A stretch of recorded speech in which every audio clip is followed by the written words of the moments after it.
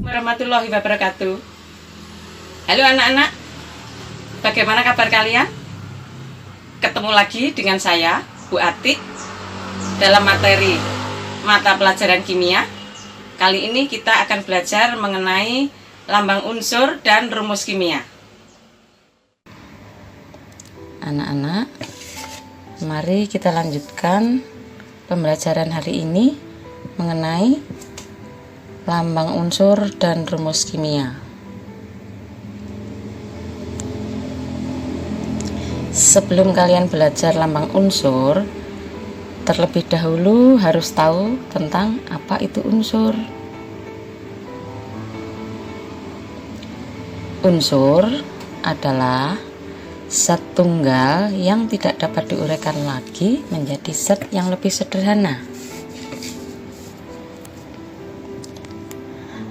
Anak-anak, di alam ini unsur itu jumlahnya banyak sekali. Contoh, ada unsur besi, ada emas, ada perak, oksigen, dan masih banyak lagi, bahkan lebih dari 100 unsur. Nah, karena banyaknya unsur yang ada di alam ini, tentunya kita akan sulit untuk mengingat nama-nama unsur tersebut. Lalu, bagaimana supaya kita mudah untuk mengenal unsur yang jumlahnya banyak itu? Nah, maka muncullah cara untuk menuliskan lambang unsur. Bagaimana penulisan lambang unsur itu?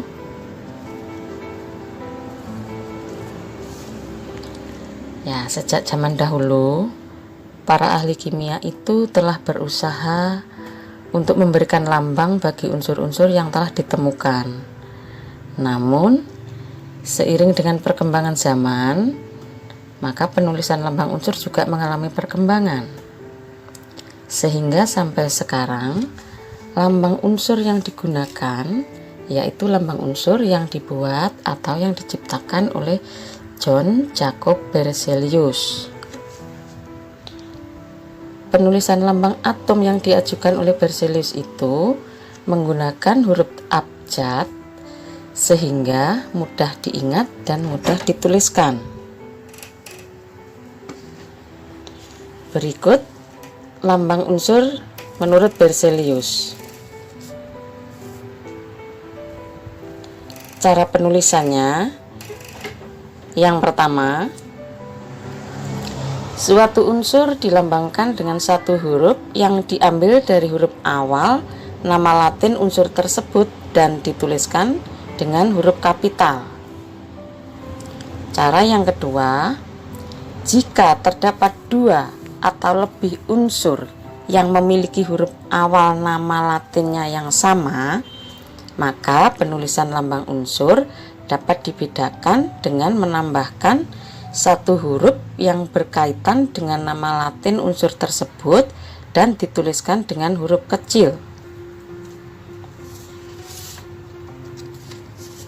Nah, contoh berikut bisa lebih jelas.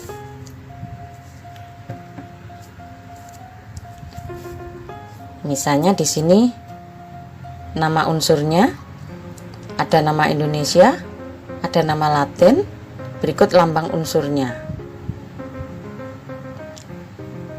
Yang pertama, nama Indonesianya hidrogen, nama Latinnya hidrogen, lambang unsurnya H besar.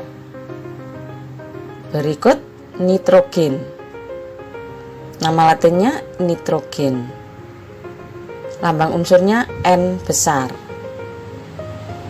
Kemudian karbon, simbolnya C. Kenapa tidak K? Nah, karena nama Latinnya karbon itu pakai huruf C. Jadi nama awalnya C. Maka lambang unsur karbon dituliskan dengan huruf C. Contoh berikut, aluminium. Nama Latinnya juga aluminium. Kemudian contoh berikutnya argon, Contoh berikutnya aurum, nama Indonesianya emas. Kalau kalian perhatikan, aluminium, argon, aurum itu sama-sama punya huruf awal A. Makanya diberikan huruf berikutnya. Aluminium AL, A besar, L kecil. Argon, A besar, G kecil. Kemudian aurum, A besar, O kecil. Nah, seperti itu cara penulisan lambang unsur. Dan masih banyak lagi anak-anak, tolong kamu pelajari ya. Berikutnya, setelah kalian mengenal lambang unsur, kita akan lanjut ke rumus kimia. Apa itu rumus kimia? Rumus kimia merupakan kumpulan lambang unsur dengan aturan tertentu. Rumus kimia zat juga menyatakan jenis dan jumlah relatif atom unsur yang terdapat dalam zat tersebut. Contoh berikut.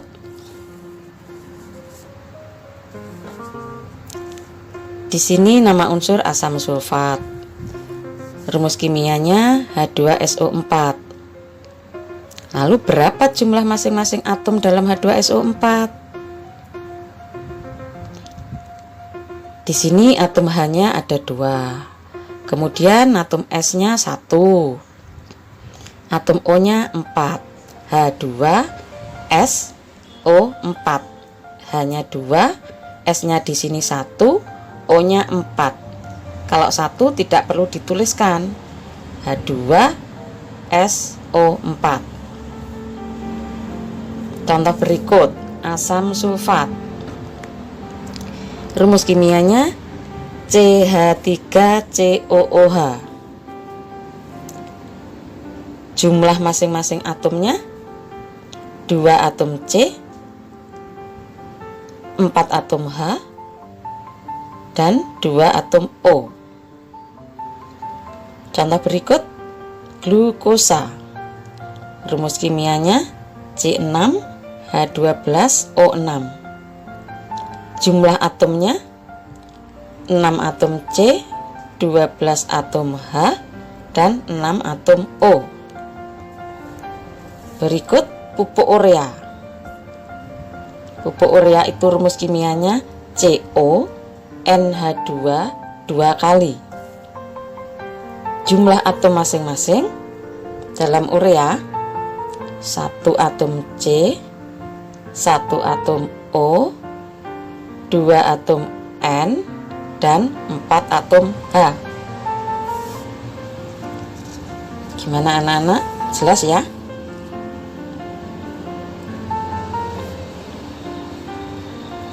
Nah, berikutnya anak-anak, sebelum kita lanjut ke materinya berikut, perlu ibu ingatkan, ikuti terus pembelajaran ini karena ada kuis yang harus kalian kerjakan.